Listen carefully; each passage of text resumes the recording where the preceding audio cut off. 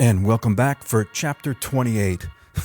The machismo that's coming out of the Trump regime sounds more and more like a pickup truck spinning out while doing donuts on the corpse of nuance. No stupid rules of engagement, no nation-building quagmire, no democracy-building exercise, no politically correct wars. Death and destruction from the sky, all day long. That, my friends, is a walking can of Red Bull that got baptized in Christian nationalism.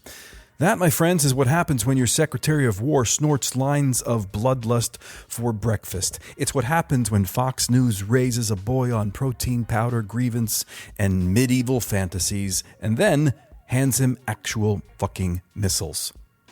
This, Pete Hegseth, is the man in charge of a budget so large that you can pave the road to every American hospital with solar panels and then make every bed inside those hospitals free and still have enough money left over to bomb the horizon and call it peace. Instead, we delay, deny, depose. That three-step dance of American healthcare. The rhythm section of the national nervous breakdown. We delay, treatment, deny, coverage, and depose the fantasy that this system was ever built to heal more people than it could actually invoice. Funny how Raytheon and Lockheed Martin never get asked to wait for prior authorization. Which is exactly why Chapter 28 matters. What happens when power forgets its opposite and masculinity becomes performance art with a kill count? Hey, I'm Lloyd Dobler. Yep, that Lloyd Dobler, the guy who once thought holding a boombox outside a window counted as emotional strategy, who now reads ancient Chinese philosophy as a strategy to navigate the Trump era. You got a better idea? And I'm making these weekly Zen punk mixtapes for people trying not to become spiritually identical to the systems that are making them sick. This is me reading the Tao Te Ching one chapter at a time, holding it up against whatever fresh absurdity America dragged in through the side door this week. So in chapter 27, we sat with what it means like to move without forcing, to stop treating life like every moment needed to be conquered, branded, accelerated, weaponized. And then America, like a guy doing push-ups in mirrored glasses outside a strip mall supplement store, gave us the exact opposite. Because domination is always loud when it's insecure. It has to announce itself, it has to flex, it has to narrate its own violence like a trailer for a movie that no one asked to see. A warship gets framed like a video game achievement. A bombing run gets marketed like masculine clarity. Cruelty becomes branding. And underneath all that noise is the same frightened pulse, the fear that if power ever softened, even for a second, it might reveal how fragile it actually is. Because tenderness, real tenderness, requires a kind of strength that domination can't fake. It asks you to hold contradiction without immediately trying to crush it. To know that force exists, yes, but not to worship it. To know that anger exists, yes, but not to hand it the steering wheel to your life. To know that fear exists, yes, but not to build an empire on it. And maybe that's why chapter 28 still works like it was written for right now, because it understands that the moment that masculinity forgets its opposite, it starts mistaking hardness for truth. So before we move into the stillness and the meditation and the reading, ask yourself, what part of you has been taught that strength only counts when somebody else feels smaller? What part of you has been taught that strength only counts when somebody else feels smaller? And let that question work on your subconscious mind a little bit, because Lao Tzu's about to hand us something older and sharper than all of this noise. Okay, let's settle in. If you can, allow your eyes to close. Unless you're unredacting the Epstein files or freeing Luigi from jail or, replying "sounds good" to a text that you overthought for 3 days, All things that might well take precedence over this podcast, I admit. Who's to say? But unless you're doing any of those things, why not? Just close your eyes. Start the journey within. What have you got to lose? Worst case scenario, you spend some time alone with your thoughts, which I admit sounds less like healing and more like how I accidentally ruined half of 1994. And I'm not pretending that this comes naturally to me. It's easier to say than to do. My first instinct, even now, leading a meditation, is usually to narrate my own breathing like I'm auditioning for calm. But go ahead, take one slow breath in through the nose. Hold it in for a second and let it go, like you're freeing Luigi Mangione from jail.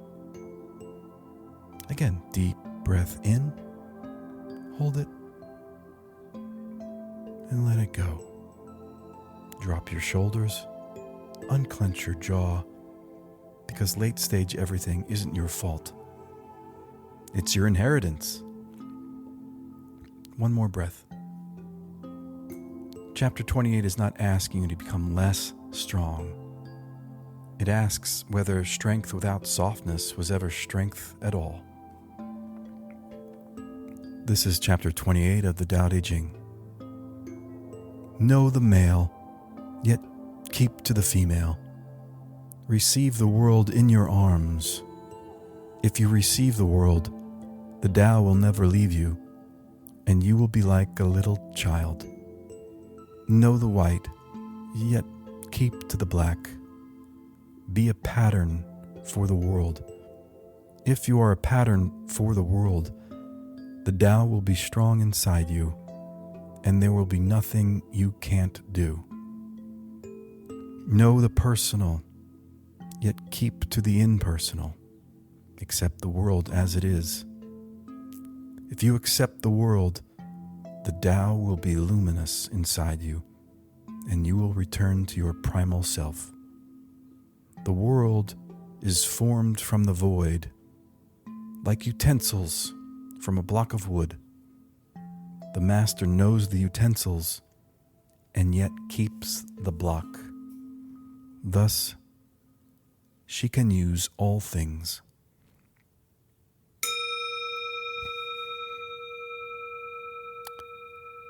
You can open your eyes now. That was chapter 28 of the Tao Te Ching.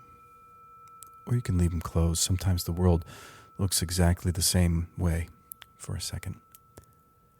So what Lao Tzu is saying here, plainly, is not to be passive, and it's definitely not to be weak.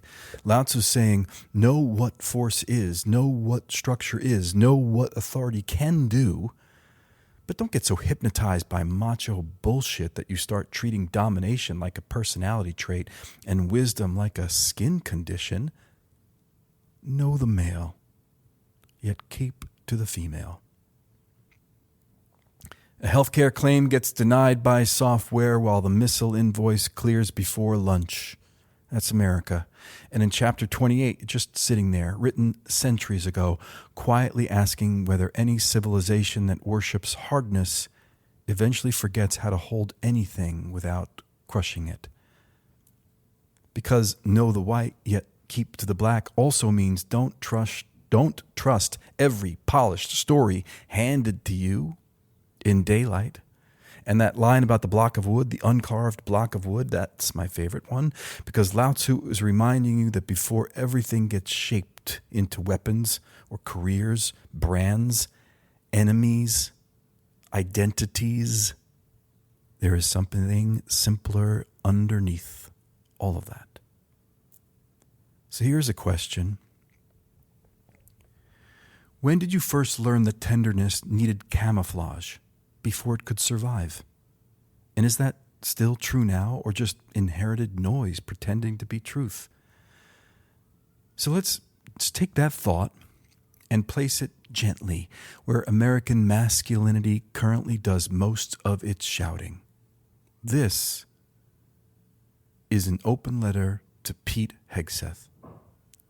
No stupid rules of engagement, no nation-building quagmire, no democracy-building exercise, no politically correct wars. Death and destruction from the sky, all day long. Pete, I mean, does your podium have a safe word? 'Cause, listen, man, let's let go of the Crusader swagger, whatever action movie trailer is currently playing in your bloodstream, and let go of the boner that you have for televised dominance. Before your next press conference, sit still for 1 full minute without narrating strength. No slogans, no verbal bench press where every sentence sounds like it just kicked open a door.